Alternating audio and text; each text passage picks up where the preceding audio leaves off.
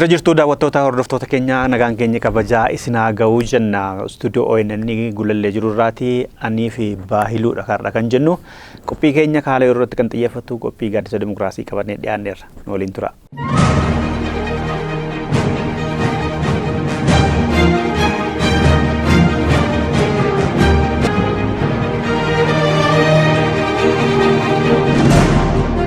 Deebineera daawwattoota keenya Baahiluu baga nagaan dhufte gaa. Arraa waan haasofnu gaaffii lamadha. Gaaffii lamaan kana akka nutti fakkaatetti ta'uu malinnaa deebisna. Fi gariimmoo amma beeknurraa ammatti hordofnee akka gaazexeessaatti akka nama siyaasa keessatti hubannoo wanni qabuu fi akka biyya kanaaf Oromiyaa impaayera kanaaf wanni qabuutti jala bu'ee beekuutti gaaffii lama ani kaasuuf deebii itti kennaa deemnaa jechuudha. Gaaffiin inni tokko balaan mootummaa amma jiru kanaaf yookaan kan qaamni sodaachisu eenyu ta'uu danda'a kan jedhu sababoota 3, 4, 5 kaafnee achi keessaa filannee ta'uu malinnaa itti kennineetu tokkoffaan abal ta'uu mala, lammaffaan abal ta'uu mala kan jedhu. Maaliif lolli ka'aa hin ka'uu ka'innaa yookaan immoo eenyu faana ka'uu danda'a kan jedhamee hafuura lolaatu deddeemaa jira. Akkuma jedhamu ka'aamoo hin ka'uu kan jedhu deebisuuf deemnaa jechuudha nifate. Gaaffii inni lammaffaa immoo Oromiyaan erga weeraramtee kolonii jala galtee booda nagaan arganne. Nagaa kana dhowwe immoo sirna ishee qabatee qofaadha moo kan biraan harka keessaa qabu. Nageenya Oromiyaa, sabateensa dhabuu Oromiyaa fi Oromiyaan akka dhugaan ishee badee hafu kan godhaa jiru eenyudha. Eenyudhaan keessaa qooda qabu kan jedhu ilaalla gaaffii kana deebisnaa jechuudha. Ta'ee hin ta'a miti. Mee isa lammaffaa kanarraa kaanu. Oromiyaan kan nagaa dhowu dhugaan Oromoo akka hin argamne kan godhu eenyudha. Kan qooda qabu as keessumaa koo torbee darbee Profeesar Baqqalaa Guutamaa dhugaa barbaacha erga jalqabee Oromoon ijaaramee jechuu isaaniiti. Akka jaarmiyaatti ijaaramee kan isaan dhugaa barbaachuu jalqabee Oromoon waggaa 50-60 fixeeraadhaan. Dhugaansaa gariin deebi'eera gariin immoo hin deebine jedhaniiru. Achi keessatti Oromoon umtiyyuu deeffachuu qaba ture silaa waggaa 5 kana keessatti dhugaa Oromoo isa hafee warri aangoorra jiran deebisuu danda'u ture akka afaanii faayidhani. Aniifati immoo dhimma Oromoo kana keessaa kan harka qabu kan nagaa dhowu dhugaan Oromoo isa hafee akka hin deebine kan godhu akka wal nyaatu Oromoo kan godhu eenyu fa'ii jennee ilaallaa jechuudha Baahilu. Akkuma jette kanaan dura jechamu tokkotu jira nama wayitu bakka wayii tokkotti waa natti himu. Maaliif Oromiyaa keessatti nagaan dhibee jennaani anatu gaafachuu yaala gaaffii kana. Sababni Oromiyaa keessatti nagaan dhibee fi dhugaatu dhibamee naan jedhan namni suni. Dhugaan silaatoo jiraate nagaan hin dhibu. Dhugaa immoo eenyu dhoksee kan jedhus gaafan gaafadhu dhugaa sirna sana dhoksee naan jedhani. Anis natti fakkaata maddi rakkoo yookaan maddi dhibdee Oromiyaa keessa jiru inni guddaan dhugaan dhibudha. Dhugaa sana immoo kan dhokse qaama kamii eenyutu dhugaa sana dhoksuuf harka keessaa qabaadha nuti har'a haasa'uu dandeenyu. Isarra dhaabbannee waan tokko dubbanna. Tokkoffaa sirna kanatu harka keessa qaba. Sirna bara durii kaasee Oromoo bitaa ture yookaan Oromoo humnaan gabroomsaa yaalaa turetu harka keessaa qaba. Sirna yeroon siin jedhu bara dhufaa darbaa waggootan yoo xiqqaate 150 Oromoon erga sirna alagaa jalatti kufee bifa saafi danda'ameen qabsaa tureera. Akka Oromoon eenyummaa aadaa maalummaa ofii waan isaatti akka hin jiraanne kataasisaa ture tokko keessaa sirna. Sirna sana immoo kan bulchu eenyudha yoo jenne mootota yookaan warra Oromoo aadaa duudhaa seenaa Oromoo warra dabsanii akka waan isaanii ta'etti fudhatanii akka waan galtee bartee aadaa duudhaa isaanii humnaa warra bulchanii warra nafxanyaa jenna. Nafxanyaa jechuun baay'ee yaani sabaan miti warra qawween humnaan bulchu yookaan humnaan cabsee warra humnaan bitaa turetu harka keessaa qabaadha. Ani kanan ejjennoo akkasiin qaba dessu. Egaa kun egaa ejjennoo kiyya. Keessumaa immoo Waggoota dhiyoo as immoo yoo ilaalle Oromoon waggoota 60 as qabsaa jira. Bifa isaa fi tutole yookaan isaa bifa qindaa'een, bifa jaarmiyaan, bifa waldaa wal gargaarsaan bifuma isaaf ta'uuni sirna kana ofirraa fonqolchuuf qabsoo adda addaa gaggeessaatu tureera. Qabsoon sun ammas tokko as keessatti qabsoo gaggeessu dhugaa barbaacha qabsoo gaggeessaa jira. Lammaffaa immoo qaama dhugaa sana dabse sana ofirraa fonqolchuuf itti qabsaa'aa ture. Itti jiras. Kanaafi warreen dhugaan Oromoo akka mul'anneef nagaan Oromoo akka dhufne keessa harka qaban keessa tokko bulchitoota sirna gita bittaa ka durii yookaan ilaalcha gita bittaa ka durii warra qabaniin akka ta'edha kan natti mul'atu jechuudha. Inni lammaffaani kana keessatti gaa eenyutu immoo amma yeroo ammaa kana harka keessaa qaba ka jedhu Oromiyaa keessatti tokkoffaa mootummaan humtuu kaaseera. Oromiyaa tasgabbeessuuf yookaan immoo warreen faallaa yookaan ejjennoo mootummaa qaban waan danda'ameen akka itti deemaa jiru bifa qawweenis bifa karaa nagaatiinis sirnuma sana keessa waan galanii fi egaa common actor yookaan immoo akka warra akka kubbaa keessa dirree kubbaa keessatti kan taphatu yoo jennee specify yookaan adda baafne yoo himne siin jechuu barbaadani qaamota adda addaatu jira. Qaama Oromoo hin jaallan keessaa yookaan qaama ilaalcha Oromoo fi Oromummaa jibbu akka Oromoon nagaan arganne taasiseera. Lammaffaa mootummaan maqaa waraana bilisummaa Oromoo kan maqaa qaama hidhateen Oromiyaa keessaa nan qulqulleessa jedhuun nagaan akka dhibamu taasiseera. Kunis hirmaannaa as keessatti qaba. Ammoo faallaa kanaas immoo qaamni hidhatee bosona jirus nagaa waaraa fiduuf hanqabsaa kaayyoo ganama manaa bahee hanqabsaa jechuudhaan mootummaa waliin yogguu wal falman gidduutti nagaan dhibeera. Kanaafuu hunduu qaama harka keessaa akka qabuttidha kan inni godhudhas. Kanaafillee warra Oromoon jaalannetti maqaan dhaabufne garuu tokko isaanii lammaffaa sirnadha. Sirna keessa immoo sirna jalqabaa kaasee hangammaatti ka jiru kana. Achi keessa warri siyaasaa jiru jaarmiyaalee adda addaa jiraachuu ni mala. Lama. Sadaffaan eenyutti? Sadaffaan warreen as keessatti taphatan yookaan immoo warreen Oromiyaa keessatti Oromiyaatii ala waan jiran jiru. Oromiyaatiin ala kan jiran fakkeenyaaf faannoon gareen humni hidhatee saba Amaaraa keessaa ba'ee ilaalchaa fi yaada akaakayyuu koo duriin deebisa. Olaantummaan saba Amaaraa bakka duriitti deebisa jedhee warra ilaalcha akka duris garuu akka sabaatti Amaarri olaantummaan qabu ture warra sirnaa fi ilaalcha nafxanyummaa warra deebisuuf warri kun keessaa qabu. Vaaliyuu sanaatillee itti nagadanii. Kun warreen yeroo dhiyoo asiitti deessu malee isa duras immoo gareen warri kaabaa kun Tigraay. Humni Tigraay kunis Oromiyaan akka nagaan argan waggootan hedduu irratti hojjetan fakkeenyaaf akka nagaan argan wagguu jennu nama Oromoof yaadu nama Oromoof quuqaban qabu yookaan nama Oromoo ta'ee Oromummaa isaatti beekamu cimaa kan sirna kana fuuldura dhaabbatee lolu ajjeesuu dhabamsiisuu buqqisuu gubuu fi Oromoomti kunuu akka walitti hin qabamne irratti hojjetaa turanii kanaaf isaanis qooda keessaa qabu jechuudha. Dhugaa keetti fayyaa ta'e galatoo ankollee isumatittu kanaan nammata anis yaada koyoon kennu eenyutu Oromoo nagaa dhugaa dhoowwate yoenne dhugaan Oromoo maal fa'i ka jedharraan ka'a dhugaan Oromoo duratti eenyummaasaa gansi eenyummaasaa akka badu gochuu ture Oromoo jedhamu hin jiru jedhanii maqaa biraatti moggaasanii amantaan qabu jedhanii afaansaa akka badu aadaansaa akka badu biyyisaa akka irraa fudhatamee akka inni hin deeffanne eenyummaansaa akka namaa gadiitti tuffatamu gochuudhaaf duula waggaa 100 turatti godhame. Isa garii deeffateera. Garii immoo gar tokko deebi'ee gar tokko immoo nafeeru jira kanaaf immoo jira. Dhugaa Oromoo jechuun kana qofa miti. Nagaan baanii galuu biyya isaarratti ajajuu dadhabuu qixxee namaa ta'uu dadhabuu biyya kana keessatti ammayyuu saba guddaa ta'ee walqixxummaa kan gaafatu isadha. Afaansaa ammayyuu biyya kana keessatti bakka hin qabu. Oromiyaa keessatti magaalota Oromiyaa keessatti afaan Oromoo baay'eetti hin dubbatamu. Kitaaba mootummaa fi caasaan mootummaa iyyuu barreeffama sirriitti hin barreessani. Maqaa waajjira isaanii iyyuu afaan Oromootiin hin baratamu.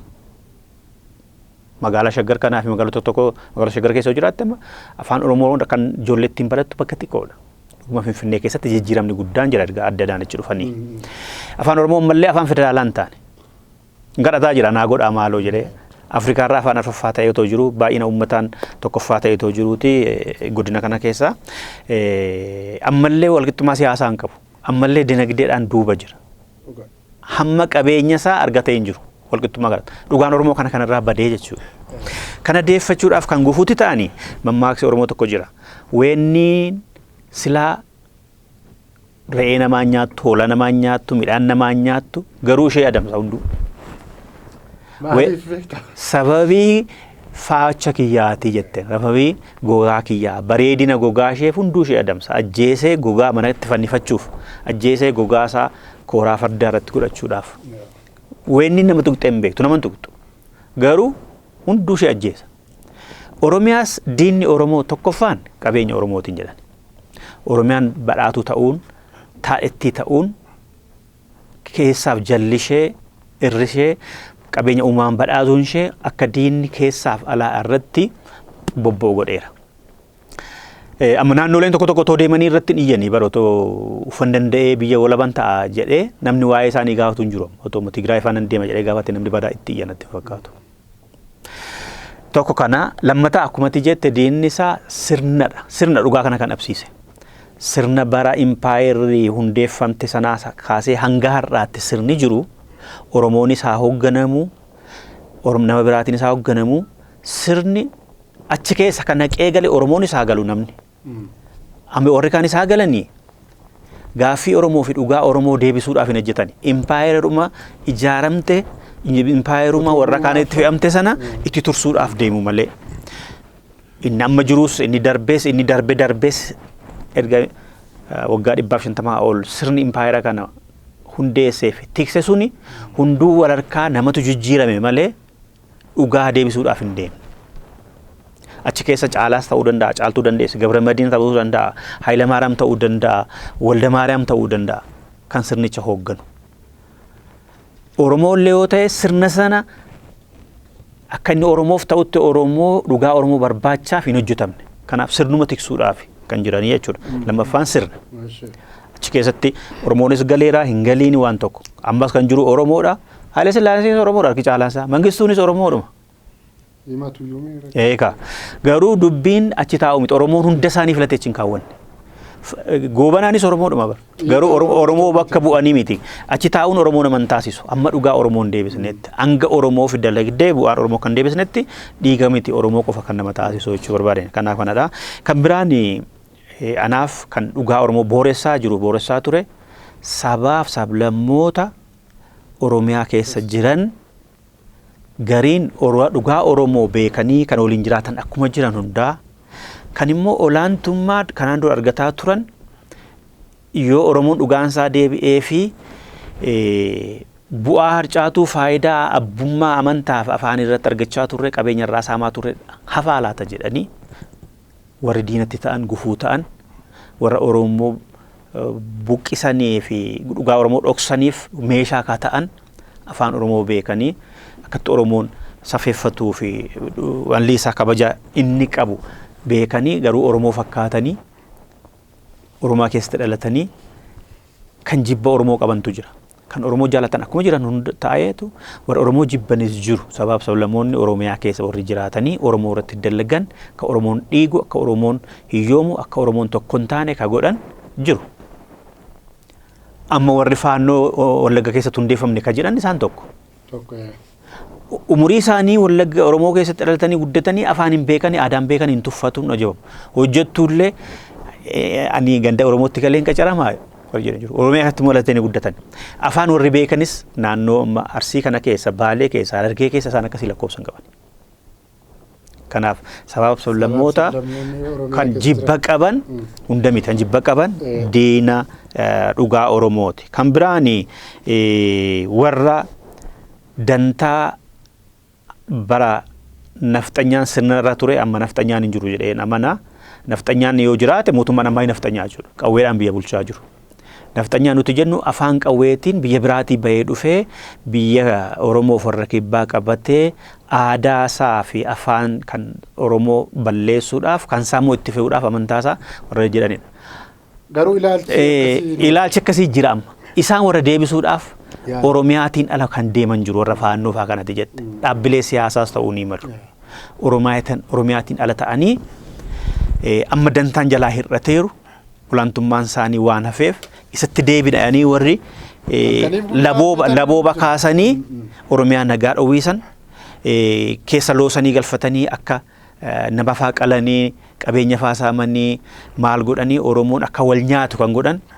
Finfinnee fi Oromiyaa keessa jiraatanii dhaaba siyaasaa ta'anii immoo dhaqanii mootummaa fi wanniidhaan itti jas jedhanii akka Oromoon nagaa dhabu hamiidhaanis haa ta'u wal gurmeessanii meeshaa bitanii qabeenya qabaniin sooressa faatanii Oromiyaa keessa jiraatu biyya alaas Oromiyaatii alas jiranii warri sirna darbe deebisuu barbaadanis jiru. Asirratti dassu afaan dammaanatan si qabeenatti tol itti deebita. Ilaala rakkoo guddaan innumti biyya kana akkuma impaayiritti himatu yoo ilaalla dassu warreen ilaalcha sirna nafxanyaa qabantu biyya kana jeeqa. Inni guddoon fakkeenya sii fudhachuu danda'a. Mee anaaf ati Oromiyaa keessa jirra, Finfinnee keessa jirra. Bakki warreen ilaalcha sirna nafxanyaa kun hin jirre jira. Mee kutaalee biyyattii keessatti maddi rakkoo biyya kanaa maddi rakkoo hundeedha jedhame biyya kana ilaalchaa fi yaada warra sirna nafxanyummaa. Gochaa isaanii mana amantaa keessa jiru, qabeenya keessa jiru, birookiraasii keessa jiru, ama miidiyaa keessa jiru. Maqaa daldalaan amma fakkeenya wanta Oromiyaa keessa deemu tokko sittan himan. Dhiha Oromiyaa godina Wallagga Bahaa keessaa waan odeeffannoo qabatamaan qabuun siif hima. Garee daldalaa jedhanii maqaa daldalaa wayii tolfatu. Wanti si dhibu immoo akkuma sila kaasite akkuma dubbicha weenni sana Oromiyaa keessatti dhalatanii Oromiyaa keessatti guddatanii bishaan Oromiyaa damma aannan Oromiyaa oomisha Oromiyaa irraa fayyadamanii nyaatanii galteen isaanii garuu iddoo biraadha. Oromiyaa keessatti qotannaa biyyaan dhuura abbaa keenyatti dhaqneetu achitti jiraannaa fi akkasumas hawaasa keenya achi jiraachisna ilaalchi jedhu akkasii qabu. Amma godina Wallagga Bahaa kana bakki oomishni saalitii jira.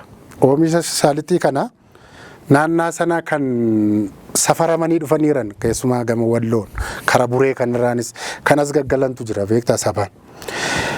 Amma maal godhu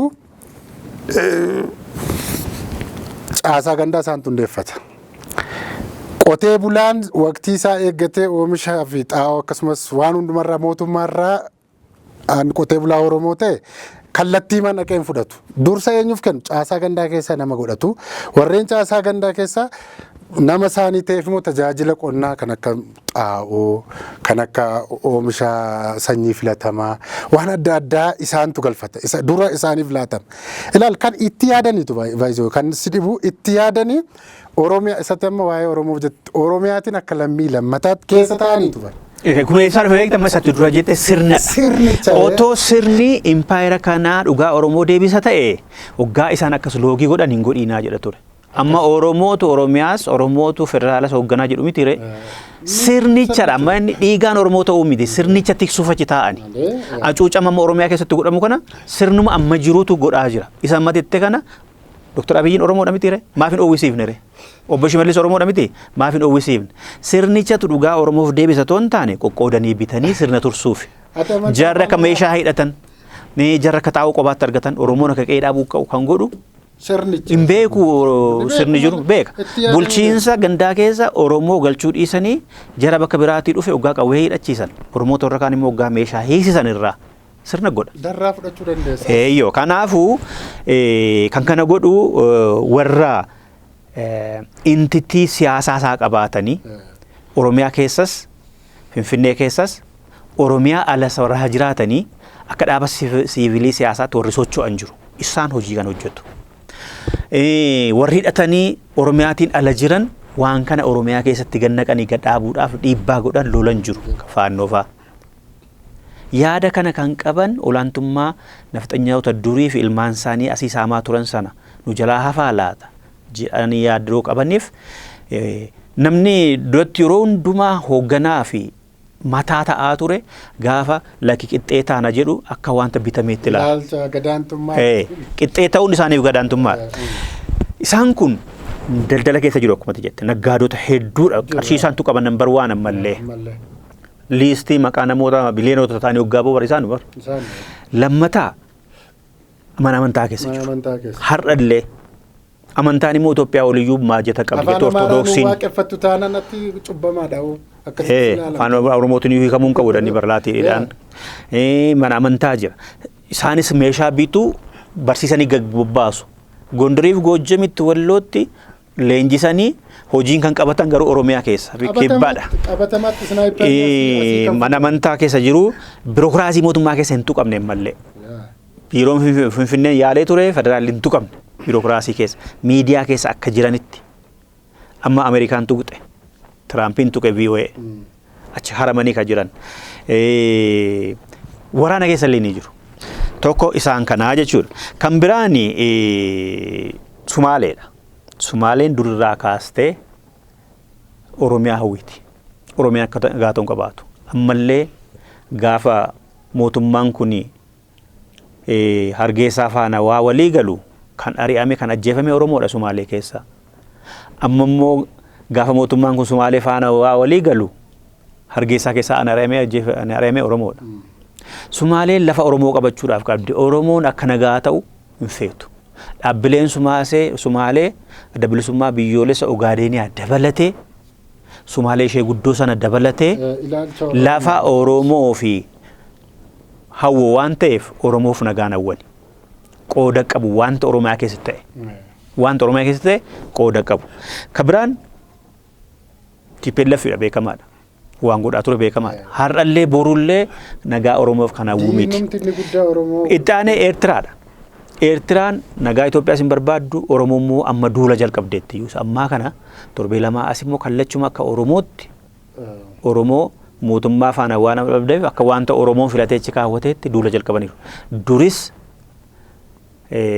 waraana bilisummaa Oromoo fi ABO irratti duultee bara chaartiraas kan gara wayyaanii gortee wanni goote isheedha. Intarestiidha qabdi saamuu albuuda midhaan bu'aalee adda addaa asiitiin deemuu malee jiraachuu hin dandeessu. Ollaa ishee Tigraay irraa waan argattu hin qabdu. Tigraayin hin feetu dhugaadha. Amaaras hin feetu. Oromoos hin feetu. Garuu qabeenya biyya kanaa ni feeti. Qabeenya biyya kanaa jechuun immoo Oromiyaadha. Nagaa Oromiyaa booressuu keessatti yeroo ammaas haa ta'u duris Shaabiyaan fi uummanni sun biyyi sun gahee qabdi. Kabiraa Keeniyaa.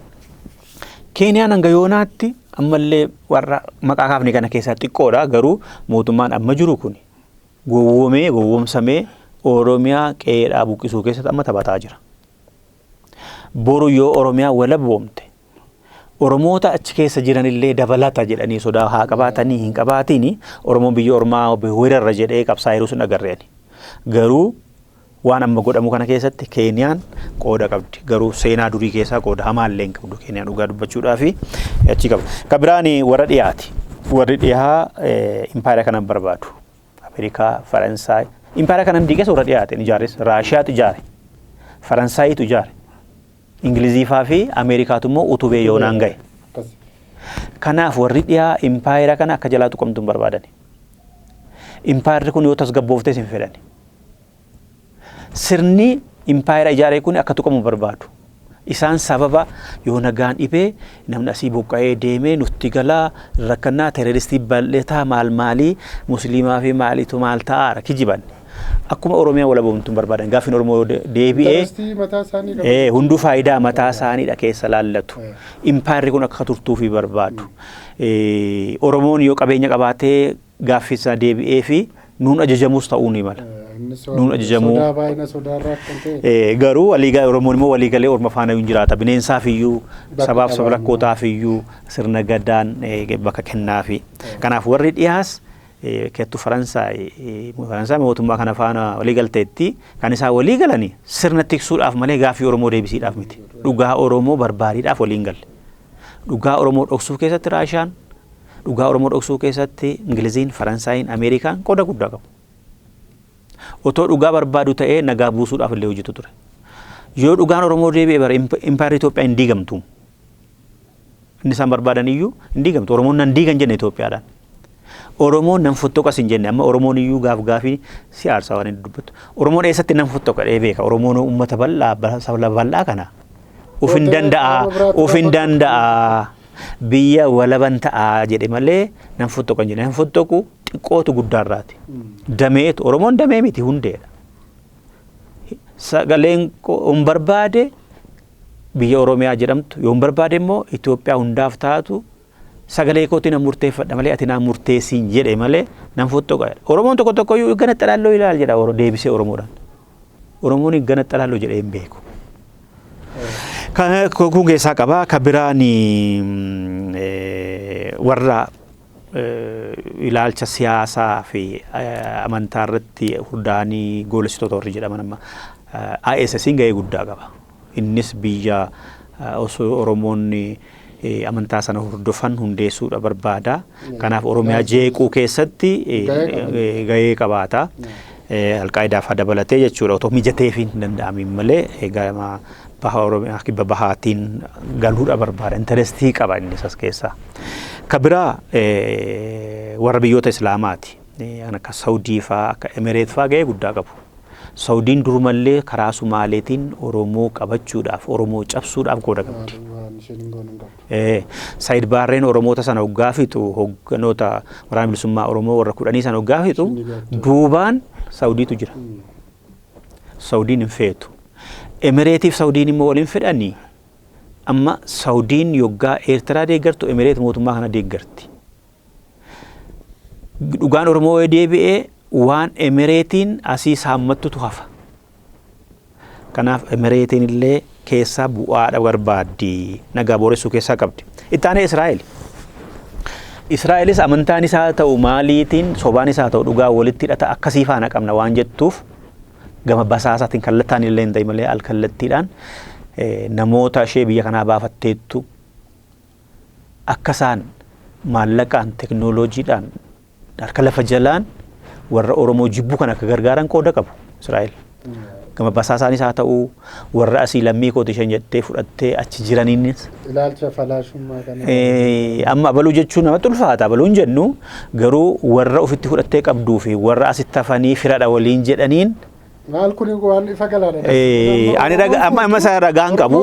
Amma ragaa abaluu jechuu hin dandeenyu. Falaashaan hundumas diina jechuu hin dandeenyu. Garuu namoonni Israa'el ta'anii Israa'el keessa jiraatanii fi asus deebi'anis as jiraatan teknooloojiidhaan hidhachiisuudhaan warra dhufanii loluudhaan fi jibba Oromoo irratti godhamu keessatti qooda qaban maallaqa erguudhaan jiru. Basaasaan illee jechuudha. Ka biraan Ijiptiidha. Ijiptiin bu'aa silaa Oromoo faana fira ta'uu qabdi turte.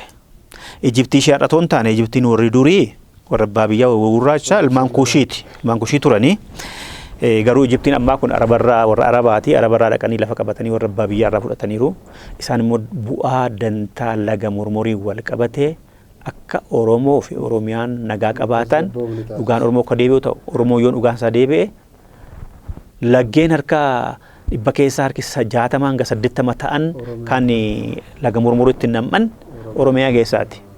Kanaaf Oromiyaan tasgabboofnaan dhugaan Oromoo deebinaan bishaan sun yolaa hir'ata ka jedhu sodaa qabaattu waan akkasiitiin amma namoonni yeroo baay'ee Ijiptiitti ergataa baa'oofaa waboofaa duratti jedhamaa turan kijiba gaaf tokko gargaartee hin beektu. Gaaf tokko gargaartee hin beektu. Eeyyoo.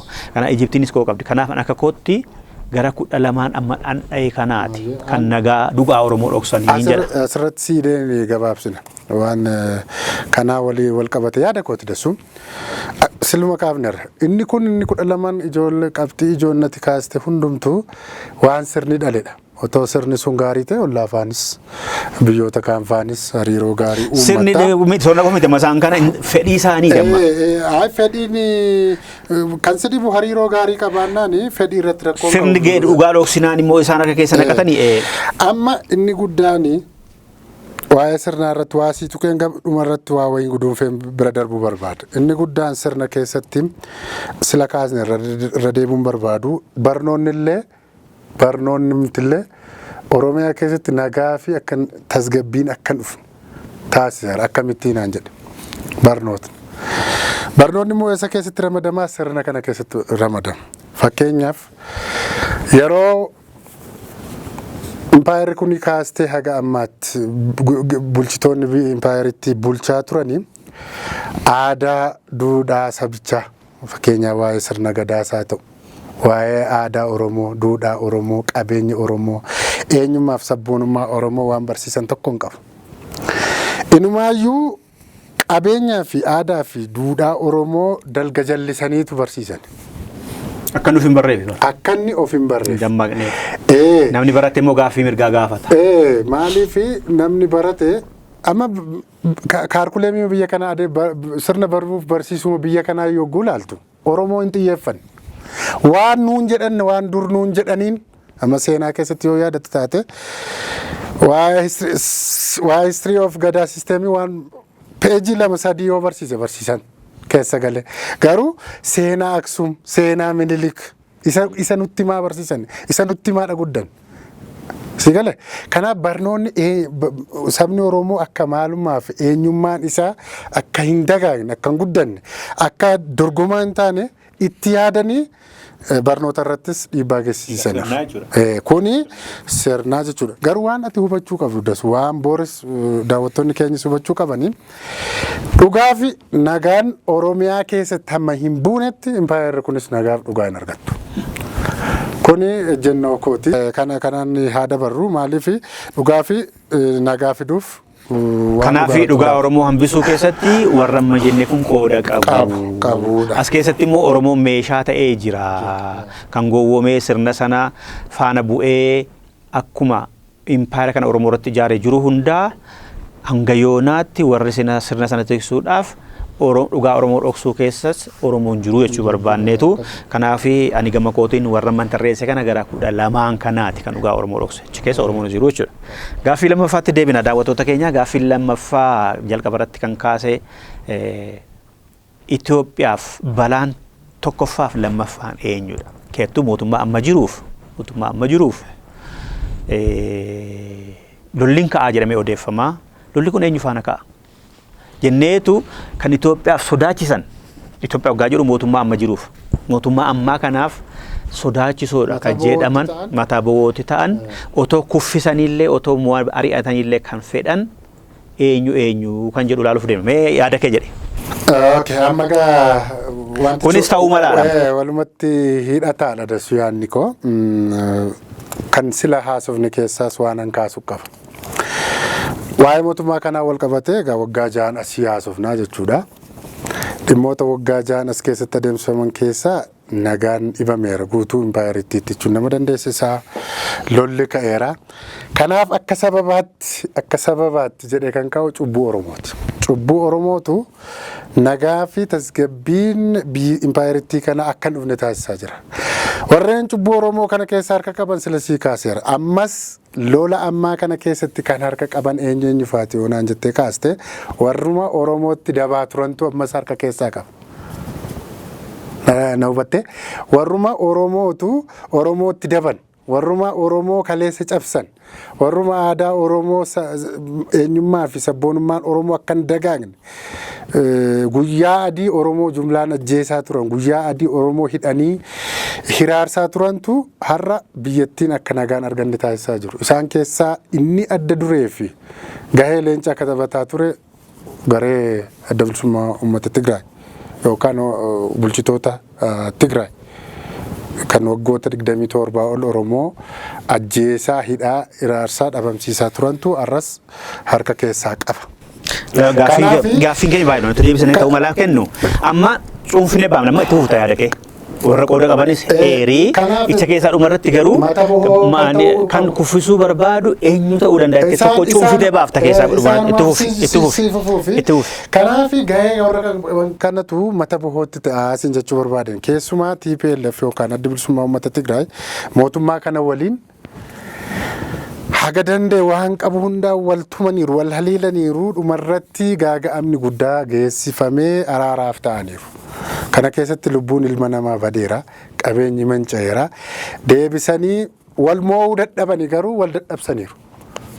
Wanti namoo kanaaf amma immoo waan qaama ho'ifatan fakkaatu lamaan mootummaa kanatti numaayyuu lolli Oromiyaa keessas naannoo adda addaa keessatti adeemsifamaa jira.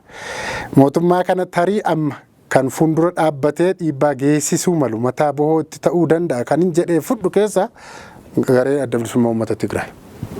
Isaan kun mootummaa kanatti mata bohoo ta'uu danda'u malee. Mata bohoo ayya. Mata bohoo ta'uu danda'u. Lammaffaa humnumti kun hariiroo biyyoota alaa faana hariiroo tolfate mootummaa kana ammas asuma waliin qabsiisii gaasii yaadasii kennuufi. Mata bohoo qofatoon ta'e mata bohoo hunduu mata bohoodha. Kan kuffisuu danda'u. Kan kuffisuu danda'u. Jechuun itti deemaa deemu. Kan kuffisuu danda'u gaa. Yaada kee fiite walumaa galatti. Anamma kan kuffisuu danda'u tilmaama kiyya. Kan kuffisuu danda'u qaamolee ejjennoo mootummaa kanaa hin deeggarre yookaan immoo faallaa mootummaa kanaa hin dhaabbannetu faallaa mootummaa kanaa warreen dhaabbatantu mootummaa kana kuffisa. Kana jechuun nama yookaan garee dhuunfaatu mootummaa kana kallattii kuffisa jechuun dandeenya. Qindoominaan warreen hojjetan. Fakkeenyaaf humnoonni hidhatanii socho'an yoo tokkoomanii kan ilaalchaa fi ejjennoo garaa garaa qaban amma walitti dhufanii akka waan hariiroo tolfatanii mootummaa kana waan fonqolchuuf fakkaatutti haasa'amaa jira. Isaan keessaa gareen faannoo fi gareen adda bilisummaa uummata Tigraay kun yoo qindoomee yoo dhuguma hariiroo tolfatan mootummaa kana irratti dhiibbaa guddaa geessisuu danda'u. Haga sadarkaa inni kufuutti geessisuu danda'uu danda'a. Tokkodha. Waraanni bilisummaa Oromoos kan kaleessaa miti har'a daran babal'atee godinaalee Oromiyaa bakkoota hedduu keessatti mootummaa faana kokkee wal qabaniiru. Waraanni bilisummaa Oromooillee qofaa isaallee of danda'ee aga sadarkaa kuffisuu danda'utti adeemuu danda'a jedhee falmii yaadan qaba. Lammaffaa humnoota biyyoota alaati. Humnoonni biyyoota alaa kuni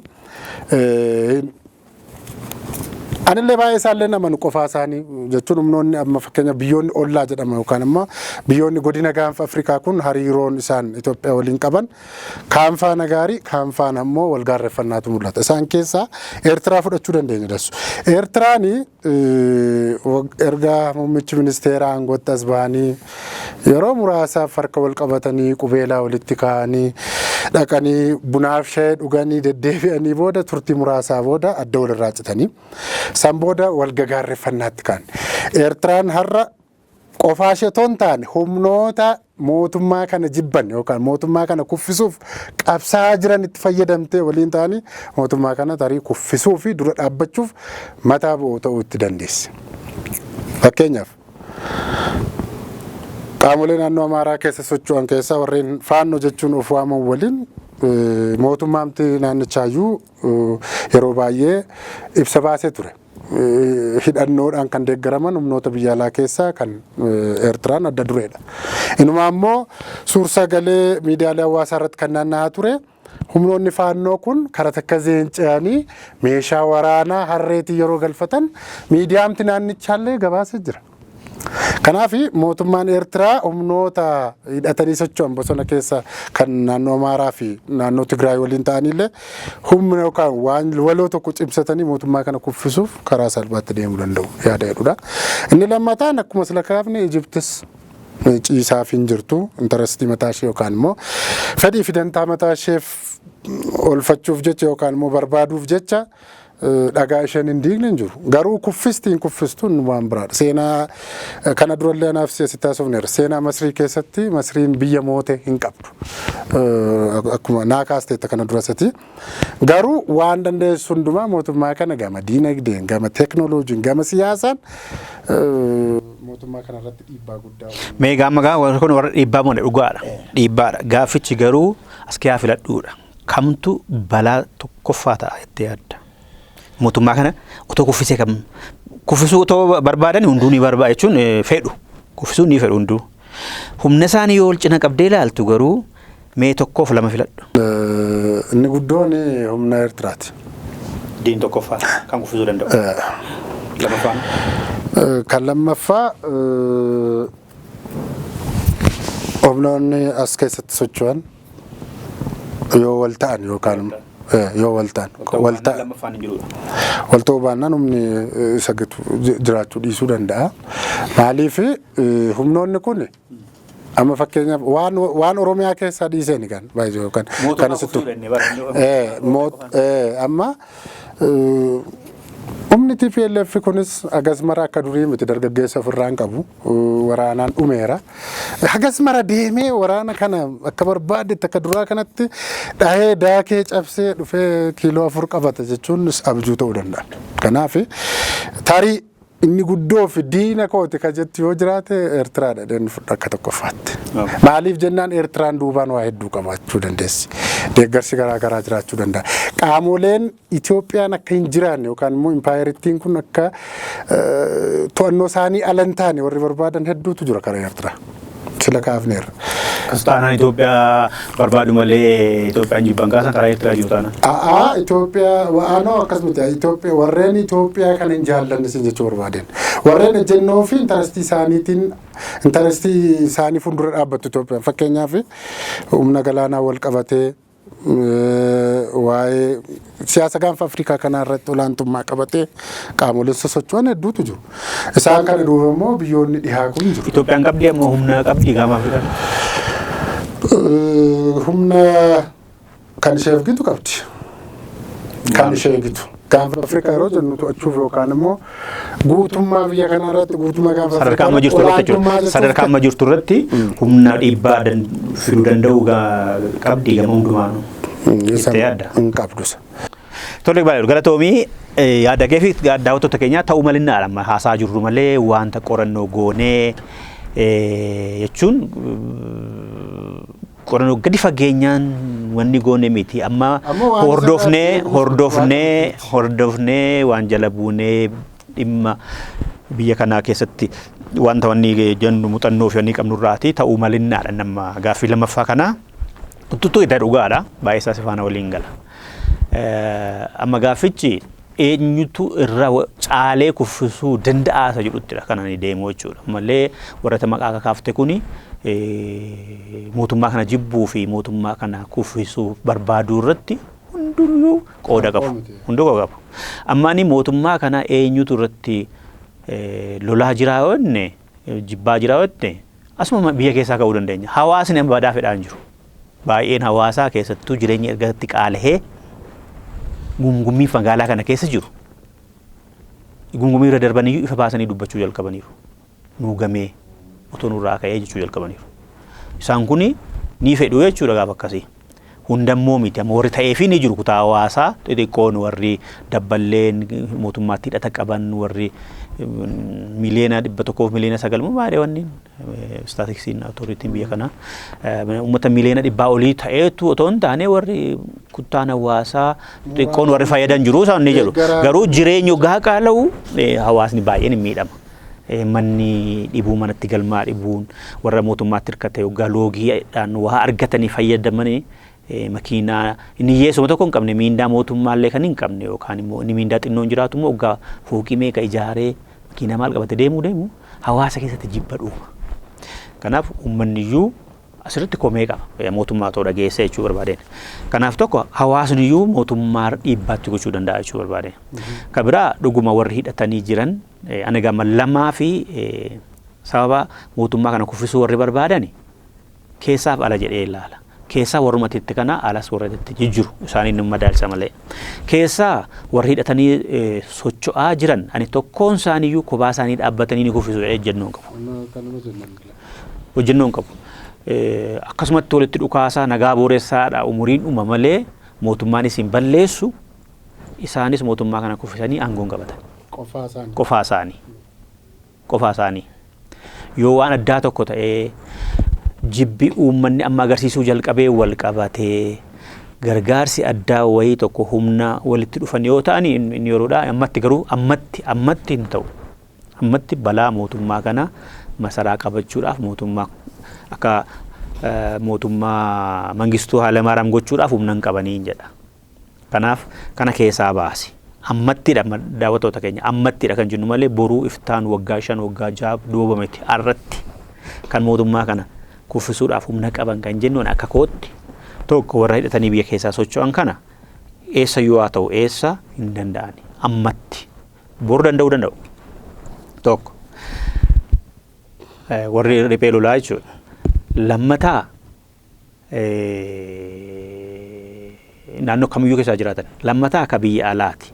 Ka biyya alaa keessaa Sudaan badaa mootummaa kana hin feetu. Garuu immoo lola irratti ijaartee faayidaa mootummaan kun ooleef illee dagattee ofii ishee lola keessa jirti. Kan mootummaa kana kuffisiisuu dandeessisu humna hin qabdu. Mootummaan Sudaan ofii isaayyuu wal qoodee wal reebaa jira, wal tumaa jira, lammii isaa buqqa'eera, du'aa jira. Hanga tokko garee abaluu deeggarta ati emereeta faana taatee abaluun deeggartetta jedhanii haa himatan malee mootummaa kanaatiin humna kan mootummaa kana kuffisuu danda'u hin qabanii ittis deemaan jiran. Kanaaf Keeniyaas keessa Sumaalees wanni kee yaa baasi Sudaan. Lamaffaan Sumaaleedha. Sumaaleef Sumaaleelaandiin yeroo tokkotu firadhaa, yeroo tokkotu diina ta'eera. Lamaanuu humna hin qabani. Lamaanuu mootummaa cimaa waraana qaban miti. Keettuu Sumaalee mootummaa hoteela keessaa dabarreedha ammas. Nageenyi isaa mootummaa Itoophiyaa harkadha kan jiru. Abdiin. Gaafa rakkate maaloo jedheetu bilbilatee xiyyaaraatiin noqottana rukutaa jedha. Yoo lola waliillee qabaatan Sumaalee fi Eertiraan, Sumaalee fi Ijiptiin waliigaltee tolfatan illee Itoophiyaatiin ala jiraachuu dandeessu Sumaaleen. Mootummaa Itoophiyaatiin humna waraanaaf nageenya deeggarsa Itoophiyaan gootuun jiraata malee kan Ijiptii fi Eertiraan gootan miti. Mootummaa Itoophiyaa jibbituullee dirqama jireenya mootummaa Sumaalee Itoophiyaatiin ala ta'uu hin danda'u. Kanaaf Sumaaleenis fedhiillee yoo qabaatte har'atti balaa taatee humna ijaartee yookaan immoo to'annaa Itoophiyaa kuffisuuf hin dandeessu. Kanas keessaa dhahi. Isattaan immoo Ijiptii akkuma jette. Ijipti fagoodha. Isheen harka nama baraatiin dabarsitee meeshaa erguu maallaqa erguutiin karaa warra andaargachoo Tsiggeefaa fi miidiyaa isaanii ololaatiin horii kaffaltee fi yoo dandeesse immoo Isaayyaasitti waa kennite Isaayyaas immoo karaa Sudaaniin looyeedhuma gara Gondor kanaan meeshaa gashuu namachitti waamsiftee baasii leenjii Shaabiyaan leenjistuu sanaaf maallaqa danda'u meeshaa tokko bituu yoo ta'e malee dhuftee xiyyaaraan yookaan hidhaa mormor sana rukuttee yookaan masaraa kana rukuttee yookaan loltee lolchisiiftee hin gootu. Humna akkasiis hin qabdu fagoodha. Inni taanu Saudiin fas kallacha karaa proximaleetti dhufani. Keeniyaan waan akka seenaa akkasii illee hin qabdu. Ijiptuunis seenaa akkasii, inni Sudaanis seenaa maqaan ishee Jibuutiinis seenaa akkasii hin qabdu. Ittis hin jiran. Anaaf inni lammaffaa anani jedhu Shaabiyaadha. Inni lammaffaadha. Anaaf Shaabiyaadha. Lammaffaan Shaabiyaadha anaaf. Shaabiyaan ana akka kootti dhuguma Shaabiyaan amma meeshaa waraanaa guddaa argateera markaboota sadiirraa jedhama. Jedhamaadha malee nagarree ragaan qabu garuu kan sirriitti ibsamaa bahu Financial Times gabaase. Shaabiyaan meeshaa guddaa qabaa. Innis akka mootummaa Itoophiyaa xiyyaara lolaa haaraa bitataniiru. Diroonis galfateera. Baay'inaan walaa caalanii kan Itoophiyaa haa caalu malee meeshaa waraanaa haaraa qaba. Xiyyaaronni isaa akka moofaadha baay'eensa. Amma garuu Iraanii fi wanirraa galfatteetti Raashiyaarraa humna waraanaa isaa dullachadha. Garuu hodurukoo oltoon muuxannoo qabu qaba. Amma saatalaayitis gagalfateera. Diroonis daangaa irratti humna namaas daangaa irratti keettu karaa Zaalambassaa fa'aa amma torbee kana keessa qubachiiseera jedha Financial Timesiin suuraa samii keessaa asii gadi ka'een kan agarsiisu waraana ishee kan daangaa Sudaanii jiru kaaftee gara daangaa Itoophiyaatti Tigraay irraan jechuudha. Zaalambassaa kana hanga Asabiitti kan jiru qubachiisaa jirti. Farra diroonis dhaabaa jirti. Lakk farra dirooniin jechuun kan dirooniin hoggaa kaatu samiirratti adamsee dha'uudha lafaa. Isheenis diroonii qabdi, farra diroonis qabdi jechuudha. Itoophiyaan haa caaltu malee baay'inaanis xiyyaaraanis dirooniidhaanis Itoophiyaan baay'ee caalti. Karaan waraana ishee garmalee daangaa qubachiisteetti namni waggaa 50 olii biyyaan bahin jetteetti dubartiinis jaarsis hanga 65 jirtan immoo dirree galaa jetteetti leenjiif uummata babaasteetti ibsa hamaa kennaa jirti. Imbaasiin ishee Finfinnee keessa jirullee akka lolli hin oolleen fakkaatu wayii tokko baaseeraa diraamaa adda addaa yoggaa hojjetanis mootummaa kana keettuu hoogganaa biyya kanaatu tuttuquudhaan ijoolleedha maaliidha jechuudhaan maqaa walalootiin maaliidhaan tuttuquu hin dhaamne. Karaa ministeera odeeffannoo isheetiin deebii isheen kennitu kufaatii Piriitooriyaaf nuti maqaa miti mootummaatu fedhii hin qabu nuti TPLF keessa harka hin qabnu faannoo keessa hin jiru jedhee ibsaa dhimma isaaniitii jedha.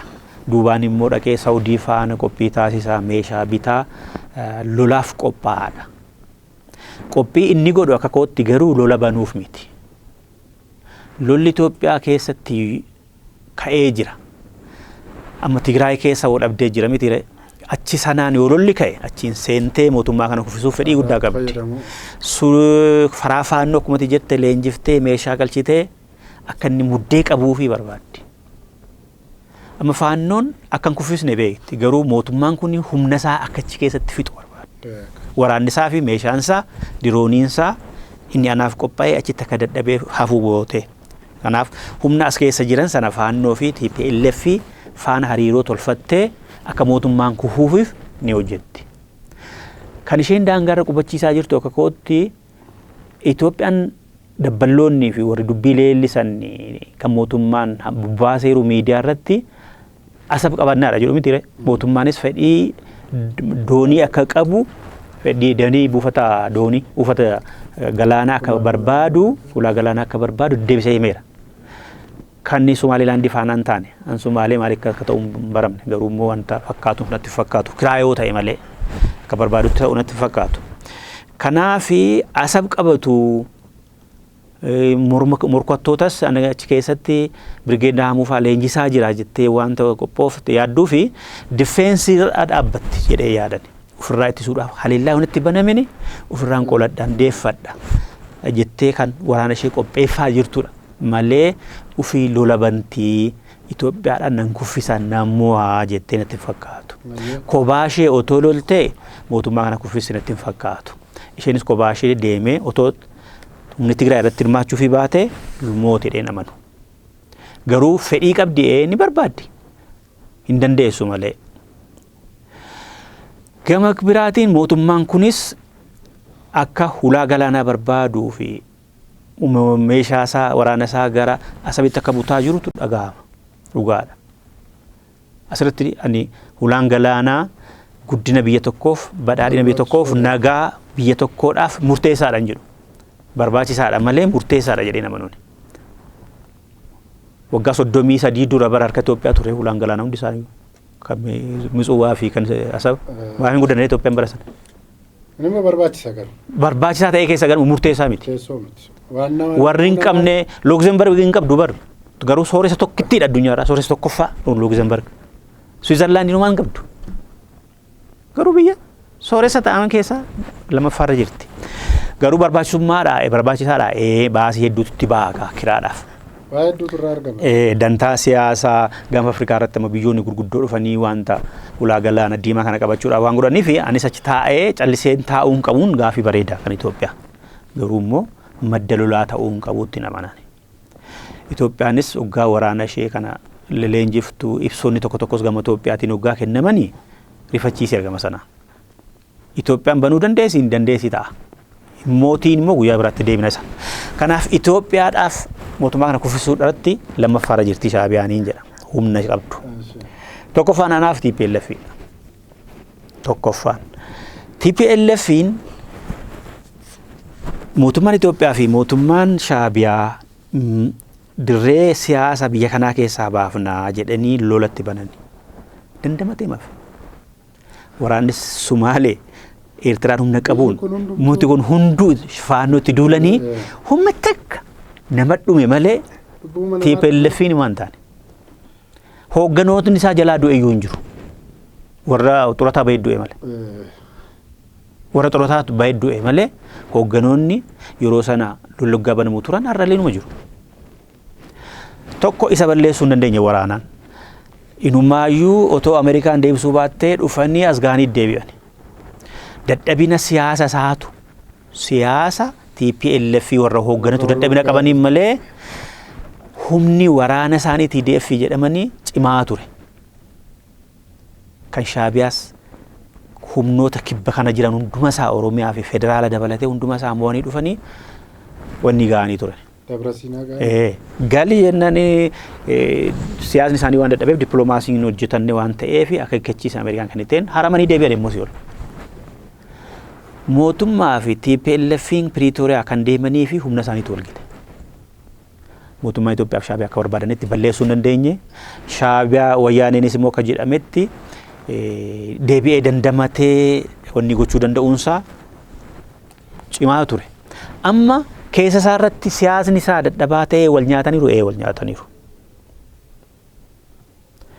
Mootummaa TDFin amma jiru bar mootummaa yeroo kan Dr. Obbo Geetaachootiin durfamu ari'ee baasee chaapparraa guure kan Geetaachoo marii afeeru jiru Geetaachoon of fudhatee xiyyaaraan dhufe na harka jiraan hin kenninee.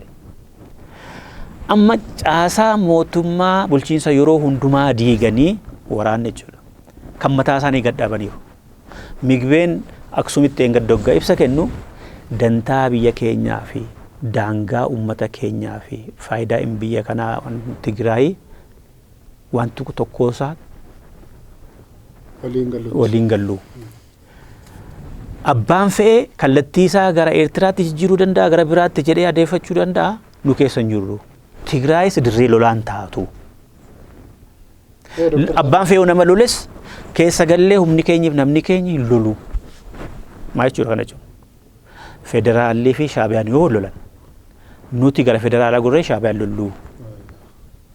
Uummanni keenyis waraanni TDFis federaala faana ta'ee lolluudha. Kana jechuun immoo humna qabnaa federaalii nu ajajuudha. Otoo Shaabiyaa fi mootummaan kun wal lolanii Tigraay fi TDFin irratti hirmaatu taanaan ani mootummaan kun kobaasaa mo'atan jedhu Shaabiyaatiin. Maaliif mootummaan kun lakkoofsa waraanaa baay'ee qaba garuu yaraa miidhameera mitire woboodhaanis wofaannoodhaanis miidhameera mitire waraana inni qabu kuni baay'ee daangaa Somaaleetii kaasee hanga Sudaanitti bittinneera. Daangaa Somaalee fi Somaalilaandii jalqabee Asabiin dabalatee Tigraay keessa dabalatee naannoo Amaaraa guutuu keessa dabalatee Oromiyaa kana Beenishaangul kana keessa jira miti waraanni federaal. Inni kuni kan inni daangaa kana hundumaa qubatee fi lolarra jira. Daangaa eega. Amma too Shaabiyaa faana waraana walitti qabate Tigraay hin deeggaru taanaan TDFin hin lolu taanaan mootummaan waraana isaa bakka man jedhe kan haree yoo gara Shaabiyaatti galagale warra jiran callisanii taa'u. Anta harka marataniin taa'an dhugaadha kuni. Asii isaan immoo waa godhu jechuudha.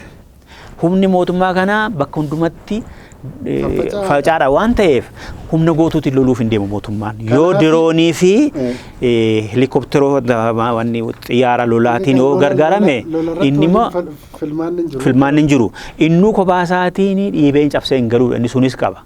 Yoo Shaabiyaa faana wal lolan Migbee fi wanni kun maashoon fa'aa jedhaman kun immoo dhuguma akka jedhan callisanii hin ta'ani.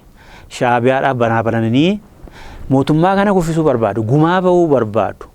Mootummaan kun Ihaadigii diigee ashaaraa mallas godhee haqee jedhaniitu himatu. Kun nu balleessee effertii fi qabeenya isaa maal fa'a? Walumaa galatti masaraa fi mootummaa waan turaniif faayidaa argatanitti deebi'uu barbaadu. Kana mootummaa kana balleessuudha duubatti hin deebi'an. Kana gochuuf immoo gaafa Shaabiyaaf mootummaan kun otoo walaana itti banee mootummaan kun gareen TDF jedhamu kun kan amma mootummaa Pretooriyaatti walii galanii tolfatan kana ari'ee humnaan siyaasaa fi wanni biyya sanaa qabatee jiru DDRU didaa jira beek. Kanaaf mootummaa faanayyuu otoo mirchaa boordiin beekamtii siin kennu otoo jedhaa jiru beekamtii siin kennu otoo jedhaa jiru kunoo mootummaa ifaa ta'e mari'achuu qaba. Atumti mataan kee seera qabeessa miti. Teedhen otoo silaa mootummaan federaalaa boordiin filannoo beekamtii dhoowwataa jira faana taa'ee mari'atuu hin qabu ture.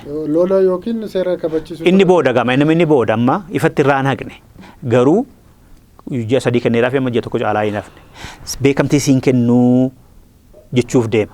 Amma uggura siyaasaa sirra kaayera sochii siyaasaan godhini jedheedhaan garuu sochii siyaasaa godhaa jira ufanii muumicha faana haasaa jiru kun humna fide waraanni TPLF inni TDF inni hiikkatee galees gaafa sanan deebi'a ammayyuu karaa mootummaan isaa naannoo sanaa ifatti amaneera 200 fi 70 qabnaadhanii kan amananiyyuu jira 200 fi 70 otoo mootummaan federaalaaf Shaabiyaa wal lolanii humna guddaadha dhiibee dhufuu danda'a. Yeroo sana immoo Shaabiyaan karaa duubaa ergitii fi Kanaaf inni humna kan itti qabu mootummaa kana kuffisuudhaaf TPLFidhaan jedhan. Anaafatama wal jala dabarsine ani Eertiraadhaan jedhee TPLFitti. Lammaffaarratti anis TPLF hin jedhe. Garuu asirratti waan si mormu tokko hin qaban. Si mormutoo ni mirga kiyya ilaal maal seeti desu. Amma TPLF waa baay'ee luus godheera yookaan dhabeera. Waggoota 3-4 waraanarra ture keessatti siyaasa qofaan miti kan inni miidhamu. Jedhamu malee amma dhugaan jiruu fi wanti uummata Tigraay keessatti odeeffamu faallaa kanaatis tokko takka yeroo laal. Dhugaadha eenyummaa fi maalummaa isaanii irratti jaarsa waggaa 90 maan ta'in irratti cichu. Ani karaa tokko takka nan dinqisiifadhan. Ilaalcha siyaasaanii dhiphisanii ilaalcha maalii isaanii dhiphisanii waan tokko isaan godhu irratti kunoo naannolee 11 dabalate. Biyyoota ollaa dabalate dadhabaniiru kun cimina isaanii agarsiisa. Sun garuu har'a jiraahoodha. Gaaffiin kee sun har'a jiraahoodha. Inni tokkoffaan maaltu hin jiru jennee yookaan dippiloomaasiis kufaadha ammas TPLF. Dhugaa dubbachuuf. Amma duratti waan tokko kos jennaan Europe Unioniin kun Ameerikaan kun gamtaan Afrikaa kun bakka bakkaatti wacu waa'ee TPLF. Kanaaf siyaasni gama dippiloomaasiitiin TPLF taasisu kufaadha akka kiyyatti. Sababa kaasteetti sababa gidduu isaaniitti dhibdeen mul'atee jiruuf. Dhibdeen immoo har'a qofaa miti dhugaadha duriyyuu jira. TPLF yoo xiqqaate 5-4 caccabni jetteetu. Humna mo'atanii humna qabaannaa ammas inni gareen waraana qabu humna qaba. Wal caccabsuu qofaa ishee jettu irratti si mormasiin jechuufani. Qofaa isaanii deebi'anii mootummaa kana mootummaan kun immoo dippiloomaasii amma horachaa jira amma. Ilaammani qofaa jechuun kophaa jiru. Anaan siin jedhee qofaa irratti kan kuffisuu danda'u isadha. Yoo mootummaan kun dhaqee Shaabiyaatti lola banee humna gaa kan qabu Shaabiyaan dhufee kuffisuu danda'u kophaa isaa lolee. Ammayyuu otoo mootummaan kunii fi TPLF walolan yani laayyoodhaan jedhu TPLF. Laayyoommaa hin jedhamu.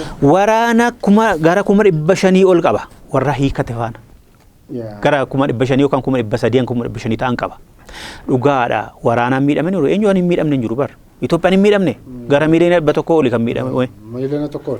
Obasanjoo mootummaarraa dhaga'ee kan bajaaddu haa jedhu malee naannoo Amaaraa naannoo Affaar dabalatee qaama lamaanirraayyuu lola sana keessatti gara miiliyoona 1,300 dhume. Isa miidhamnee miti. Gaafa garuu kan isaan walii galanii mootummaa kana jibbuurratti hunduu walii galu. Warra Geetaachoo dabalatee.